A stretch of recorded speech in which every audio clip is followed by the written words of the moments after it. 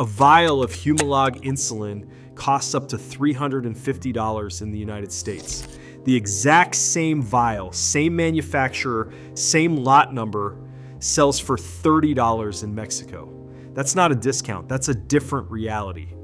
Every week, Americans, including retirees, parents, and gig workers, are boarding planes and crossing the border just to stay alive. The question isn't why they go, it's what's forcing them to. A receipt from a Dallas pharmacy in April 2026 lists a single 10 milliliter vial of Humalog insulin at $312. The same week, a matching vial from Farmacias Similares in Tijuana was recorded at $31.47. Both vials bear the Eli Lilly label, and both list the same dosage and expiration window. The only difference is the country stamped on the receipt. This pattern repeats across other essential drugs. For a 60-tablet bottle of metformin, the U.S. cash price at a national chain swings between $46 and $78. In Nuevo Laredo, the identical bottle, same manufacturer and same lot number, costs $4.60. Amoxicillin, a basic antibiotic, is $41 for 30 capsules at a Phoenix pharmacy. Just over the border in Nogales, the same prescription is filled for $3.80. An albuterol inhaler used to control asthma attacks costs $388 in a San Diego pharmacy. In Ciudad Juarez, the equivalent inhaler is $22. These numbers are not estimates. They are printed on receipts, verified by batch codes, and converted at the same day's exchange rate. The difference is not a quirk of insurance or a rare coupon. It is the standard cash price for uninsured Americans versus the walk-in price for anyone in a Mexican border town. The audit of hundreds of receipts collected in April 2026 shows price gaps that routinely reach 85 to 95%.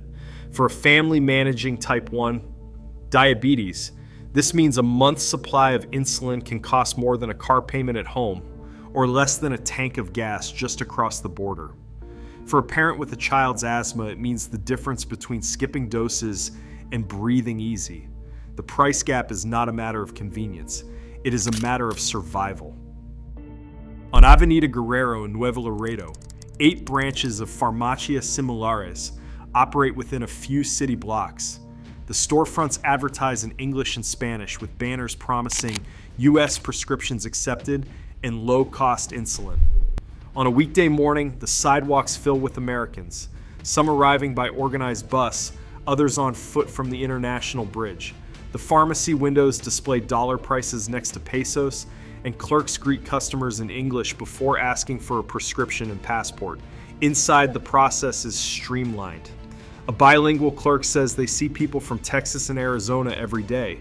They know exactly what they need. Receipts list the medication's lot number and expiration date, matching the protocols of U.S. chains. Payment is accepted in cash, credit, or even mobile wallets. For travelers who arrive as part of a group, a $30 pharmacy voucher is handed out with the bus ticket, good for a discount on any prescription filled that day. The corridor is not limited to Similares.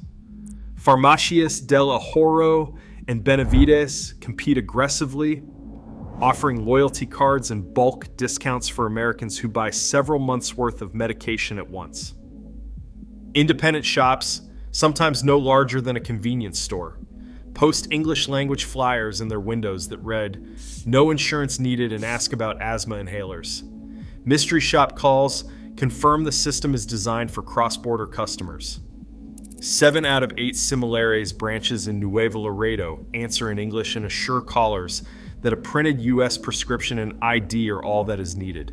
Receipts from these pharmacies consistently list the lot and expiry, providing a paper trail for travelers worried about authenticity.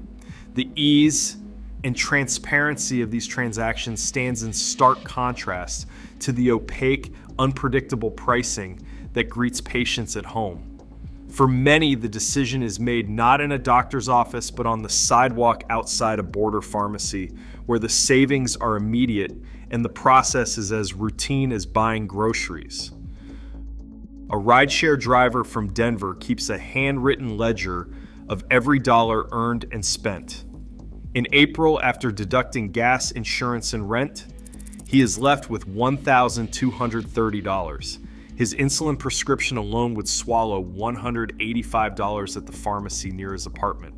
Instead, he books a $95 flight to San Diego, splits a rental car with 2 other drivers, and crosses to Tijuana. There, a month's supply costs $42. Including travel, he saves nearly $100 and avoids the choice between medicine and groceries. The receipts from both countries are tucked into a folder, proof of a calculation that repeats every 6 weeks. A mother in Tucson stares at the hospital discharge summary from the night her daughter's blood sugar spiked. The emergency room doctor wrote near DKA, insulin supply exhausted. Her insurance denied a refill, citing a tiered formulary.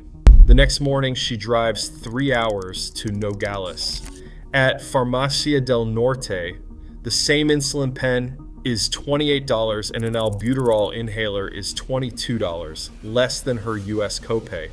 The total for 3 months of medication plus gas and a border fee is less than 1 emergency room bill. She keeps the Mexican pharmacy receipt in her glove compartment next to the expired US prescription. A small business owner in Laredo runs payroll for 7 employees. His insurance plan excludes brand name insulin, leaving 1 worker facing a $400 monthly bill. The owner joins a pharmacy bus tour to Nuevo Laredo, where a bulk purchase earns a $1,000 discount for the group. He files the Mexican receipts with his business expenses, an act that keeps his employee out of the hospital and the business solvent. A retired teacher's story echoes in the background with a fixed income, a Medicare copay, and a monthly flight to Texas. Each person weighs risk, cost, and survival. For them, crossing the border is not a loophole. It is the only way to stay alive. Crossing the border for medicine is not just a matter of finding the right pharmacy or booking a cheap flight. Every trip into Mexico for insulin or other prescriptions carries a legal risk that most travelers only learn about after the fact. Under federal law, bringing prescription drugs into the United States from abroad is technically forbidden by the Food, Drug, and Cosmetic Act. The statute draws no distinction for personal use, and if the drug was not approved for import by the FDA, it is banned. Insulin, even when produced by the same manufacturer for both markets, falls into this category. Yet in practice, the rules are not so clear-cut. The FDA has issued guidance allowing individuals to bring back up to a 90-day supply of a prescription medication for personal use, as long as it is not a controlled substance and the traveler carries a valid prescription. This policy is not law, but an exercise of discretion. Customs and Border Protection, CBP officers are left to decide, case by case, whether to allow the medication through or to seize it as contraband. Between 2021 and 2024, CBP records show 12,400 seizures of prescription drugs at the border, with nearly half involving insulin. Civil penalties in these cases can range from a warning to thousands of dollars. A former CBP officer describes the process as unpredictable. One day a traveler with 4 vials of Humalog might get waved through. The next, the same amount can trigger a seizure and a $500 fine. Travelers are advised to keep their supply under the 90-day threshold, carry a recent prescription, and declare the medication if asked. Still, even those who follow every recommendation can lose their medicine. The legal tightrope is real, and the consequences are severe. Seizure means a patient goes home empty-handed, forced to ration what little insulin remains or risk another costly trip. This uncertainty shadows every border crossing, raising the stakes for those who have no other way to afford the drugs that keep them alive. Behind every receipt is a system designed to keep drug prices hidden from the people who need them most. In the United States, The final price a patient pays is shaped by a chain of decisions that rarely see daylight. Pharmacy benefit managers negotiate secret rebates with drug manufacturers, discounts that never reach the pharmacy counter. Instead, those rebates are pocketed or split with insurers, while uninsured patients and those on high deductible plans are stuck paying the full list price. For insulin, that means a vial that costs $30 to make can ring up at over $300, even after decades on the market. Patent protections for Humalog, first approved in 1996, now stretch until at least 2028, with new formulations and exclusivity periods pushing generic competition further into the future. Medicare, the largest drug buyer in the country, is barred from negotiating insulin prices until 2034. Until then, the price gap is locked in place by contracts and patents, not by the cost of the drug itself.